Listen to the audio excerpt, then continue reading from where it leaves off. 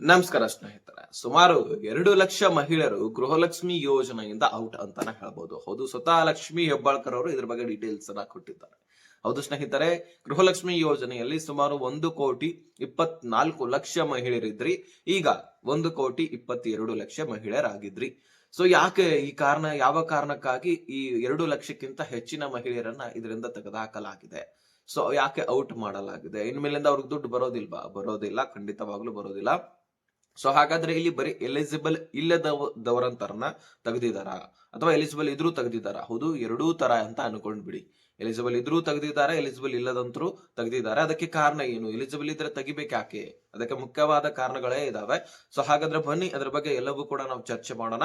So ಬಹಳ important ಹಾಗೂ ಮುಖ್ಯವಾದ ಮಾಹಿತಿ. ಗೃಹಲಕ್ಷ್ಮಿ ಯೋಜನೆಯಲ್ಲಿ ಇನ್ನು 40,000 ರಿಂದ 60,000 ದುಡ್ಡಾದ್ರೂ ಬರುವಂತಹ ಸಾಧ್ಯತೆ ಇದೆ. ಸೊ ಲೇಟ್ ಆದ್ರೂ ಬಂದೇ ಬರುತ್ತೆ. ಆದ್ರೆ ಈ ದುಡ್ಡುಗಳನ್ನ ನೀವು ಪಡ್ಕೊಳ್ಳಿಕ್ಕೆ ನೀವು ಅರ್ಹತೆಯನ್ನ ಹೊಂದಿರಬೇಕು. ಅರ್ಹತೆ ಹೊಂದಿದೀವಿ ಅಂತ ಅನ್ಕೊಂಡಿದ್ರೆ ಅಲ್ಲ, ಅರ್ಹತೆಯನ್ನ ಖಂಡಿತವಾಗ್ಲೂ ಹೊಂದಿರಬೇಕು. ರೂಲ್ಸ್ ಗಳನ್ನ ಫಾಲೋ ಮಾಡಬೇಕು, ಆಗ ಮಾತ್ರ ದುಡ್ಡು ಜಮಾ ಆಗುತ್ತೆ. ಹಾಗಾದ್ರೆ ಏನು ರೂಲ್ಸ್, ಎಲ್ಲವೂ ಕೂಡ ನಾವು ಒಂದೊಂದಾಗಿ ನೋಡ್ತಾ ಹೋಗೋಣ. ಜೊತೆಗೆ ಎಲ್ಲ ಶಾಲಾ ಕಾಲೇಜು ಮಕ್ಕಳಿಗೆ ಸುಮಾರು 18 ದಿನಗಳ ಕಾಲ ರಜೆ ಘೋಷಣೆ ಮಾಡುವಂತಹ ಸಾಧ್ಯತೆ ಇದೆ. ಸೊ ಇದ್ರ ಬಗ್ಗೆನೂ ಕೂಡ ನಾನು ಚರ್ಚೆ ಮಾಡ್ತೀನಿ. ಬಹಳಷ್ಟು ವಿದ್ಯಾರ್ಥಿಗಳು ಕೂಡ ಕಮೆಂಟ್ ಮಾಡಿದ್ರಿ. ಅದೇ ರೀತಿಯಾಗಿ ಮನೆಯ ಹಿರಿಯರು ಕೂಡ ಕಮೆಂಟ್ ಮಾಡಿದ್ರಿ, ಈಗ ದಸರಾ ಹಬ್ಬಕ್ಕೆ ರಜೆ ಕೊಡ್ತಾರಾ ಇಲ್ವಾ ಅಂತ. ಸೊ ಎಷ್ಟು ದಿನಗಳ ಕಾಲ ಕೊಡ್ತಾ ಇದ್ದಾರೆ, ಏನಿದೆ ವಿಷಯ, ಅದ್ರ ಬಗ್ಗೆ ಕೂಡ ನಾವು ಚರ್ಚೆ ಮಾಡೋಣ. ಸೊ ಬಹಳ ಮುಖ್ಯವಾದ ಮಾಹಿತಿಗಳು ನಿಮಗೆ ಈ ಒಂದು ವಿಡಿಯೋದಲ್ಲಿ ಸಿಗ್ತಾ ಇದೆ. ನೀವು ಈ ಒಂದು ವಿಡಿಯೋನ ಕೊನೆವರೆಗೂ ವಾಚ್ ಮಾಡಿ. ಚಾನಲ್ಗೆ ಸಬ್ಸ್ಕ್ರೈಬ್ ಮಾಡಿಲ್ಲ ಅಂದ್ರೆ ಸಬ್ಸ್ಕ್ರೈಬ್ ಮಾಡ್ಕೊಂಡು ನೋಟಿಫಿಕೇಶನ್ ಆಲ್ ಅಂತ ಸೆಟ್ ಮಾಡ್ಕೊಳ್ಳಿ. ಈಗ ನಾವು ನೇರವಾಗಿ ಟಾಪಿಕ್ ಗೆ ಬರೋಣ. ಸ್ನೇಹಿತರೆ, ಈ 2 ಲಕ್ಷ ಮಹಿಳೆಯರು ಗೃಹಲಕ್ಷ್ಮಿ ಯೋಜನೆಯಿಂದ ಔಟ್ ಆಗಿಬಿಟ್ಟಿದ್ದಾರೆ. ಸೊ ಅವರಿಗೆ ಇನ್ನು ಮೇಲಿಂದ ಗೃಹಲಕ್ಷ್ಮಿ ದುಡ್ಡು ಬರೋದಿಲ್ವಂತೆ. ಹೌದು, ಯಾವ ಕಾರಣಕ್ಕಾಗಿ ದುಡ್ಡು ಬರೋದಿಲ್ಲ, ಅದಕ್ಕೆ ಮುಖ್ಯವಾದ ಕಾರಣಗಳೇ ಇದಾವೆ. ಅದೇನು ಅಂತ ನಾವು ಒಂದೊಂದಾಗಿ ನೋಡ್ತಾ ಹೋಗೋಣ. ಸೊ ಎಲಿಜಿಬಲ್ ಇಲ್ಲ ಅಂತ ಅನ್ನೋದಾದ್ರೆ ನಿಮಗೆ ಸಾಕಷ್ಟು ಕಾರಣಗಳು ಸಿಗ್ತವೆ. ಉದಾಹರಣೆಗೆ GST fair, income tax fair, ಹೊಸ ಹೊಸ ಕಾರ್ಗಳು, JCB ಗಳನ್ನ ಖರೀದಿ ಮಾಡೋದಂತವ್ರು, ಅದೇ ರೀತಿಯಾಗಿ ಹೊಲ ಗದ್ದೆಗಳನ್ನ ಖರೀದಿ ಮಾಡತಕ್ಕಂಥವ್ರು, ಅದೇ ರೀತಿಯಾಗಿ ಒಟ್ಟಾರೆಯಾಗಿ ರೇಷನ್ಸ್ ಕಾರ್ಡ್ಗಳಿಗೆ ಅರ್ಹತೆಯನ್ನ ಹೊಂದದೇ ಇರುವಂತವರಿಗೆ ಈ ಒಂದು ಯೋಜನೆ ಸಿಗೋದಿಲ್ಲ. ಇದು ನಿಮಗ್ ಗೊತ್ತಿದೆ, ಕ್ಲಿಯರಿಟಿ ಕೂಡ ಇದೆ. ಆದ್ರೆ ಇಲ್ಲಿ ಎಲಿಜಿಬಲ್ ಇರ್ತಾರೆ, ದಿಢೀರನೆ ಅವರ ರೇಷನ್ ಕಾರ್ಡ್ ರದ್ದಾಗತ್ತೆ. ಎಲಿಜಿಬಲ್ ಇರ್ತಾರೆ, ದಿಢೀರನೆ ಅವ್ರದ್ದು BPL ದಿಂದ APL ಗೆ ಕನ್ವರ್ಟ್ ಆಗತ್ತೆ. ಹೀಗಾಗ್ತಾ ಇದೆ. ಇಲ್ಲಿ ಒಂದು ನೀವು ಗಮನದಲ್ಲಿ ಇಟ್ಕೊಳ್ಬಹುದು, BPL ದಿಂದ APL ಗೆ ಕನ್ವರ್ಟ್ ಆಗ್ತಕ್ಕಂತಹ ಸಂದರ್ಭದಲ್ಲಿ ಏನಾದ್ರೂ ದುಡ್ಡು ರಿಲೀಸ್ ಆಯ್ತಪ್ಪ ಗೃಹಲಕ್ಷ್ಮಿ ಯೋಜನೆ, ಅಂತಹ ಸಂದರ್ಭದಲ್ಲಿ ನಿಮ್ಮ ಅಕೌಂಟ್ಸ್ ಗೆ ಬರೋದಿಲ್ಲ. ಯಾಕಂದ್ರೆ ನಿಮ್ದು ಇನ್ನು ಸರ್ಕಾರಿ ಒಂದು ವೆಬ್ಸೈಟ್ ಗಳಲ್ಲಿ ಫೆಚ್ ಆಗಿರೋದಿಲ್ಲ ಡೀಟೇಲ್ಸ್. ಅಂದ್ರೆ BPL ಇದೆಯಾ, APL ಇದೆಯಾ, ಇದು ಯಾವ್ದು ಕೂಡ ಗೊತ್ತಾಗೋದಿಲ್ಲ. ಯಾಕಂದ್ರೆ BPL ದಿಂದ APL ಗೆ ಕನ್ವರ್ಟ್ ಮಾಡ್ತಕ್ಕಂತಹ ಸಂದರ್ಭದಲ್ಲಿ ಅಲ್ಲಿ ಇನ್ನೂ ಕೂಡ APL ಇದೆ ಅಂತಾನೂ ಕೂಡ ಗೊತ್ತಾಗೋದಿಲ್ಲ, ಈ ಕಡೆ BPL ಇದೆ ಅಂತಾನೂ ಗೊತ್ತಾಗೋದಿಲ್ಲ. ಹಾಗಾಗಿ ನಿಮಗೆ ದುಡ್ಡು ಆಗ್ಲಿಕ್ಕೆ ಸರ್ಕಾರ ಸಾಧ್ಯ ಆಗೋದಿಲ್ಲ. ಒಂದು ವೇಳೆ APL ಆಗಿ ಪೂರ್ತಿಯಾಗಿ ಕನ್ವರ್ಟ್ ಆಯ್ತಪ್ಪ, ನಿಮ್ಮ ಹತ್ರ APL ಕಾರ್ಡ್ ಸಿಕ್ತಪ್ಪ ಅಂದ್ರೆ ಮತ್ತೆ ದುಡ್ಡು ಜಮಾ ಆಗುತ್ತೆ. ಯಾಕಂದ್ರೆ ಈ ಗೃಹಲಕ್ಷ್ಮಿ ಯೋಜನೆ BPL ಮತ್ತು APL ಎರಡೂ ಕೂಡಿಸಿ ಕೊಡುವಂತದ್ದು. ಹಾಗಾಗಿ ನಿಮಗೆ ಜಮಾ ಆಗತ್ತೆ. ಅಲ್ಲಿವರೆಗೂ ಕೂಡ ಜಮಾ ಆಗುದಿಲ್ಲ, ಮಧ್ಯದಲ್ಲಿ ಅದು ಏನು ಕನ್ವರ್ಟ್ ಆಗುವವರೆಗೂ ಜಮಾ ಆಗುದಿಲ್ಲ. ಇದು ಕ್ಲಾರಿಟಿ ಇರಲಿ. ಇದಾದ ಮೇಲೆ ಇನ್ನು ಬಹಳಷ್ಟು ಮಹಿಳೆಯರು ಕಾಳ ಸಂತೆಗಳಲ್ಲಿ, ಹೌದು, ಅಕ್ಕಿಯನ್ನ ಮಾರಾಟ ಮಾಡ್ತಾ ಇದ್ದೀರಿ. ನೀವು ಎಲಿಜಿಬಲ್ ಇದ್ದೀರಿ, ನಿಮಗೆ ಅಕ್ಕಿ ಕೂಡ ಸಿಗ್ತಾ ಇದೆ, ಗೃಹಲಕ್ಷ್ಮಿ ದುಡ್ಡು ಸಿಗ್ತಾ ಇದೆ. ಈ BPL ಹಾಗೂ APL ಗೆ ರೇಷನ್ ಕಾರ್ಡ್ ಗೆ ಸಂಬಂಧಪಟ್ಟಂತಹ ಎಲ್ಲ ಯೋಜನೆಗಳನ್ನು ಕೂಡ ನೀವು ಪಡ್ಕೊಳ್ತಾ ಇದ್ದೀರಿ. ಆದ್ರೆ ದಿಢೀರನೆ ನಿಮ್ಮ ರೇಷನ್ ಕಾರ್ಡ್ ರದ್ದಾಗ್ಬಿಡುತ್ತೆ. ಯಾಕಂದ್ರೆ ಬಹಳಷ್ಟು ಮಹಿಳೆಯರು ಕಾಳ ಸಂತೆಗಳಲ್ಲಿ ಅಕ್ಕಿ ಮಾರಾಟ ಮಾಡ್ತಾ ಇದ್ದಾರೆ. ಹಾಗಾಗಿ ಇದರಿಂದ ಆಹಾರ ಇಲಾಖೆಗೆ ಬಹಳಷ್ಟು ಇನ್ಫಾರ್ಮೇಶನ್ ಕೂಡ ಹೋಗಿದೆ, ಅದನ್ನ ಕಲೆಕ್ಟ್ ಕೂಡ ಮಾಡ್ಕೊಂಡಿದ್ದಾರೆ. ಸಾಕಷ್ಟು ರೇಷನ್ ಕಾರ್ಡ್ ಗಳನ್ನ ಇದೇ ಕಾರಣಕ್ಕಾಗಿ ಕೂಡ ರದ್ದು ಮಾಡಲಾಗಿದೆ. ಹೌದು ಸ್ನೇಹಿತರೆ, ಬಹಳಷ್ಟು ಮಹಿಳೆಯರದು ಈ ರೀತಿ ಅಕ್ಕಿ ಎಷ್ಟು ಒಂದು 5 ಜನ ಇದಾರೆ ಅಂತ ಅನ್ಕೊಳ್ಳಿ, ಕುಟುಂಬದಲ್ಲಿ 50 kg ಅಕ್ಕಿ ಸಿಗತ್ತೆ. ಅದರಲ್ಲಿ 20 kg ನಮಗೆ ಸಾಕಪ್ಪ, ರಗಡಾಗತ್ತೆ ಒಂದ್ ತಿಂಗಳಲ್ಲಿ ಅಂತ ನೀವು ಅನ್ಕೊಳ್ತೀರಿ. ಇನ್ನು ಉಳಿದಂತಹ 30 kg ಅಕ್ಕಿಯನ್ನ ನೀವು ಮಾರಾಟ ಮಾಡ್ಲಿಕ್ಕೆ ಹೋಗ್ತೀರಿ ಕಾಳಸಂತೆಗಳಲ್ಲಿ.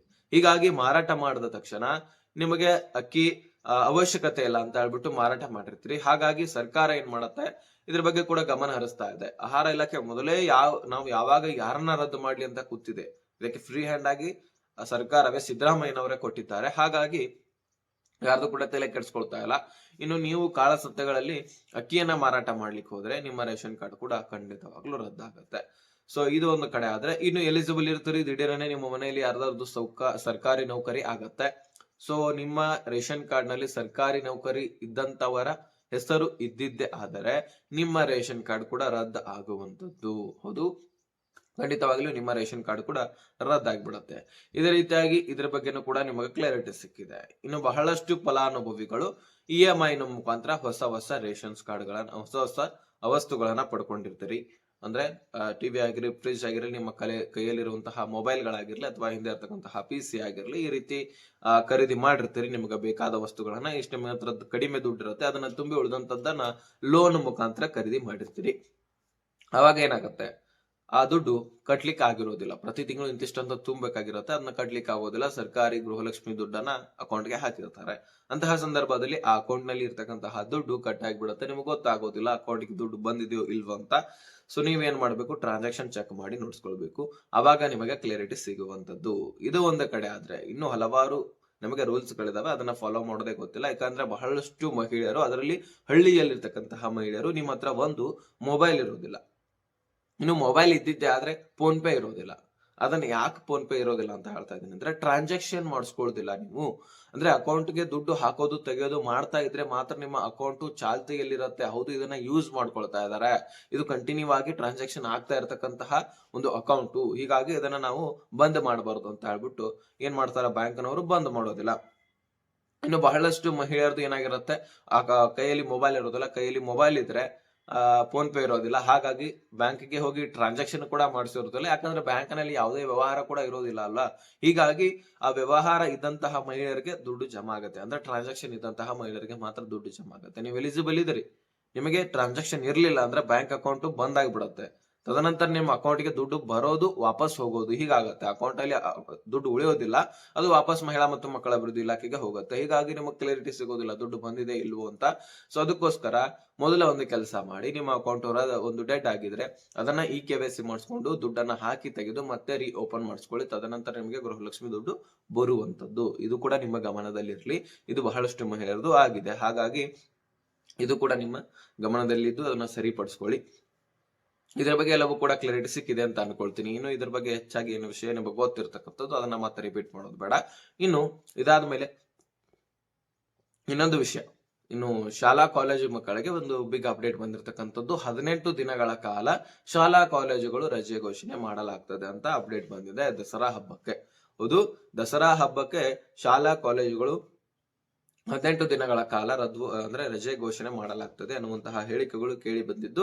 ಸೊ ಅದ್ರ ಬಗ್ಗೆ ಇನ್ನೂ ಕೂಡ ಶಿಕ್ಷಣ ಇಲಾಖೆ ಯಾವುದೇ ರೀತಿಯಾದಂತಹ ಅಧಿಕೃತ ಮಾಹಿತಿ ಕೊಟ್ಟಿಲ್ಲ.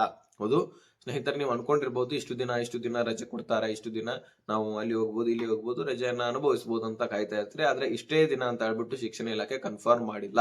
ಅಂದ್ರೆ ಈಗ 10 ದಿನ ಅಂದ್ರೆ 10 ದಿನಾನೇ ಕೊಡ್ತೀವಿ ಅಂತ ಹೇಳಿಲ್ಲ, 18 ದಿನ ಅಂದ್ರೆ 18 ದಿನಾನೇ ಅಂತ ಹೇಳಿಲ್ಲ. ಒಟ್ಟಾರೆಯಾಗಿ 10 ದಿನಗಳ ಮೇಲೆ ಕೊಡುವಂತಹ ಸಾಧ್ಯತೆ ಇದೆ. ಆದ್ರೆ ಇಷ್ಟೇ ದಿನ ಅಂತ ಹೇಳಿಲ್ಲ. ಅದನ್ನ ಅಧಿಕೃತವಾಗಿ ಇನ್ನು ಶಿಕ್ಷಣ ಇಲಾಖೆ ಹೊರ ಹಾಕಬೇಕಾಗಿದೆ. ಮಾಹಿತಿಯನ್ನ ಹೊರ ಹಾಕದ ಮೇಲೆ ನಾನು ನಿಮಗೆ ಮತ್ತೊಂದು ವಿಡಿಯೋದಲ್ಲಿ ತಿಳಿಸ್ಕೊಡ್ತೀನಿ, ಕನ್ಫರ್ಮ್ ಆಗಿ ತಿಳಿಸ್ಕೊಡ್ತೀನಿ. ಓಕೆನಾ? ಸದ್ಯಕ್ಕೆ ನೀವು ಅನ್ಕೊಂಡಿರ್ತಕ್ಕಂಥದ್ದು ಏನೇ ಅನ್ಕೊಂಡಿದ್ರು ಅದನ್ನ ಕನ್ಫರ್ಮ್ ಅಂತ ಅನ್ಕೊಳ್ಬೇಡಿ. ನಿಮ್ಮ ಶಾಲೆಯಲ್ಲಿ ಕೂಡ ಹೇಳ್ತಾರೆ, ಶಿಕ್ಷಣ ಇಲಾಖೆದವರು ಒಂದು ನೋಟಿಸ್ ಹೊರಡಿಸಿದ ತಕ್ಷಣ ನಿಮ್ಮ ಶಾಲೆಯಲ್ಲಿ ಅದರ ಮೇಲೆ ಅವರು ಕೊಡಬಹುದು. ಅಂದ್ರೆ ಅವರು ಕಡಿಮೆ ಕೂಡ ಕೊಡಬಹುದು, ಹೆಚ್ಚು ಕೂಡ ಕೊಡಬಹುದು. ಆದ್ರೆ ಏನ್ ಶಿಕ್ಷಣ ಇಲಾಖೆದಿಂದ ಇನ್ಫಾರ್ಮೇಶನ್ ಬರುತ್ತೋ ಅದನ್ನ ಮಾತ್ರ ನಾನು ತಿಳಿಸ್ಕೊಡ್ತೀನಿ. ಓಕೆನಾ? ಅದಕ್ಕೆ ಸಬ್ಸ್ಕ್ರೈಬ್ ಮಾಡ್ಕೊಂಡು ನೋಟಿಫಿಕೇಶನ್ ಆಲ್ ಅಂತ ಸೆಟ್ ಮಾಡ್ಕೊಳ್ಳಿ. ಈಗ ಇಷ್ಟು ಅಪ್ಡೇಟ್ ಸಿಕ್ಕಿದ್ರೆ ನೆಕ್ಸ್ಟ್ ಮೈಕ್ ಅಲ್ಲಿ ತನಕ ಬಾಯ್ ಬಿಡಿ ಫ್ರೆಂಡ್ಸ್.